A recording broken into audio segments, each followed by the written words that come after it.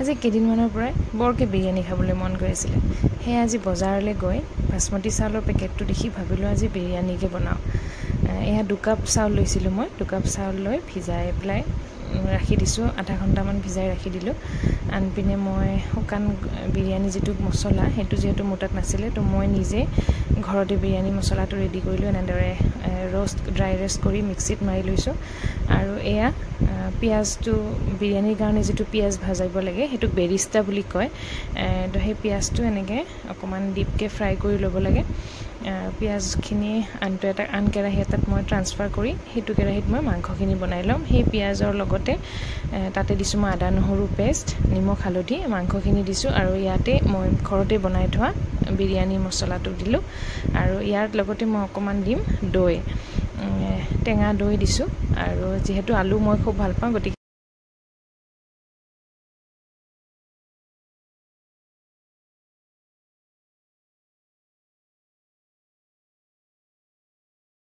এনেদৰে মাংসখিনি ভালদৰে ভাজি লৈ ঢাকন মাৰি সিজিবলৈ দিম আৰু আনপিনে এটা চচত পানী গৰম হ'বলৈ দিম য'ত মই চাউলখিনি বইল কৰিম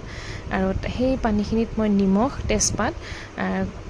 আপোনালোকে গোটা গৰম মছলাও দিব পাৰে কিন্তু মই গোটা গৰম মছলা নিদি মই দিছোঁ যেটো বিৰিয়ানী মছলা মই পাউডাৰ বনাইছিলোঁ হেতুৱে তাতে দিছোঁ যাতে সেই মছলাখিনিৰ ফ্লেভাৰখিনি চাউলত সোমাই যায় এনেদৰে চাউলখিনি দি পেলাই ভালদৰে উতলিবলৈ দিম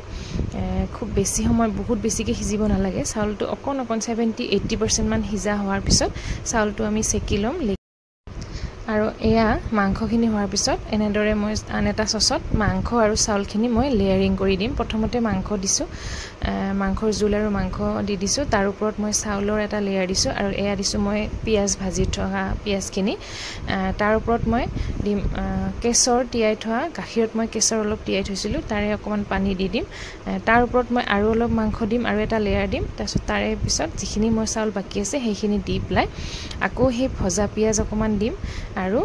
কেশৰ তিয়াই থোৱা সেই গাখীৰখিনি সেইখিনি ঢালি দিম লগতে দিম নেমু আৰু যেহেতু ইয়াতে পদিনা দিব লাগে বহুত পদিনা বা ধনিয়া মোৰ আজি পদিনা আৰু ধনিয়া নাছিলে হে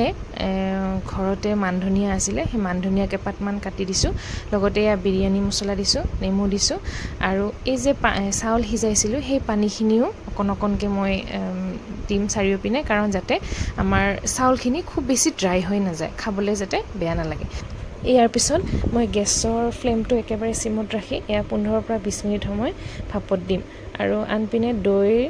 লৈছোঁ তাতে অকমান দিছোঁ নিমখ 2 চামুচ চেনি অকমান জলকীয়া আৰু আধা চামুচ জিৰা গুড়িৰে ভালদৰে মিক্স কৰি ৰাইতা বনাই লৈছোঁ আৰু আজি দুপৰীয়া সাজ মোৰ এনেদৰে আছিলে আপোনালোকেও কেতিয়াবা এনেদৰে খাইছেনে যদি খাইছে কমেন্টত জনাবলৈ